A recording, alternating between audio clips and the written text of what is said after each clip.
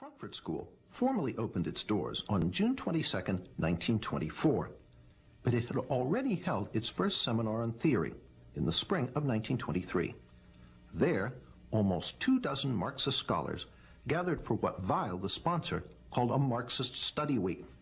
One of the participants was Richard Sorge, later a famous Soviet spy. Another was Georg Lukács. Lukács's writings on culture were the basis for much of the program. Almost half of the participants in this Marxist study week would later be affiliated with the Frankfurt School.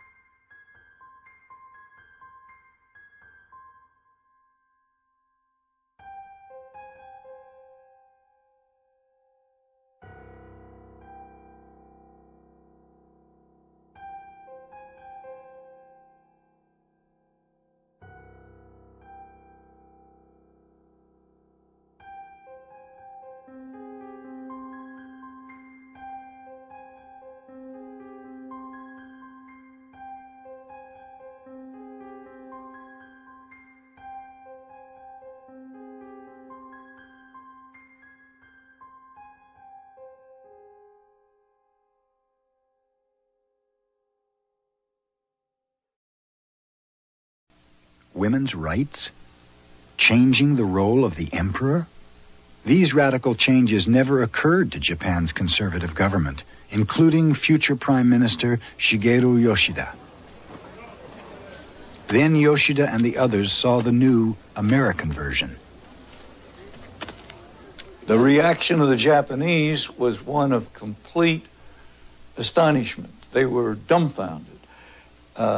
General Whitney passed 4 copies out to them so that they could read the draft and said, now we know you want to read this and consider it, so my staff and I will go into the garden.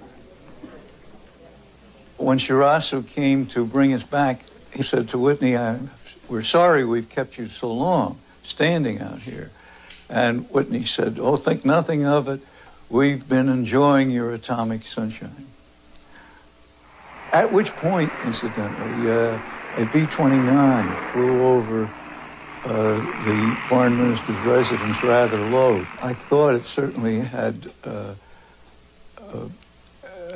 persuasive element. Japan's conservative government hated the new constitution, but they were in a bind because elections were coming up. And according to national polls, most Japanese firmly backed its principles. If the government continued to resist, SCAP threatened to put the American draft before the Japanese people. The government gave in and presented the Constitution as a Japanese draft.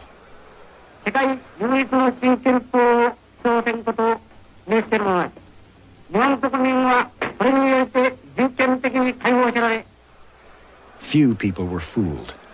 Newspapers said, "It smells of butter," meaning distinctly American.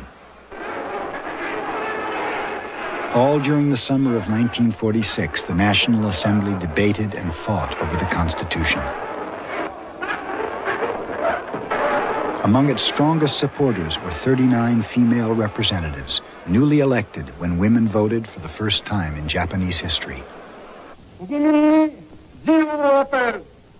Strong popular support and the backing of the emperor secured passage of the new document. Finally, on November 3, 1946, the emperor officially proclaimed the adoption of the new constitution. It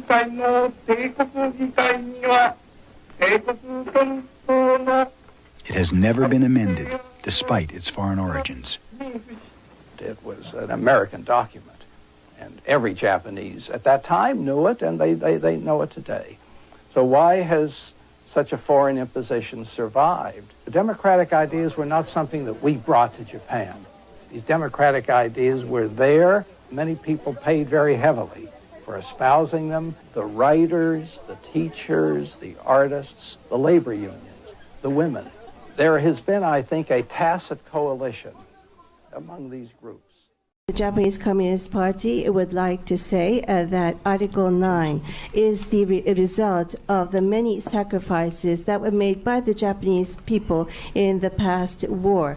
And finally, the Japanese people have come to possess this Constitution, Pacific Constitution, which we believe is our treasure and something that we can be very proud of in this world. And therefore, we want to continue to defend, uphold this Constitution, and create a Japan which can leverage on this Constitution. I will continue to appeal this in the campaign to the end.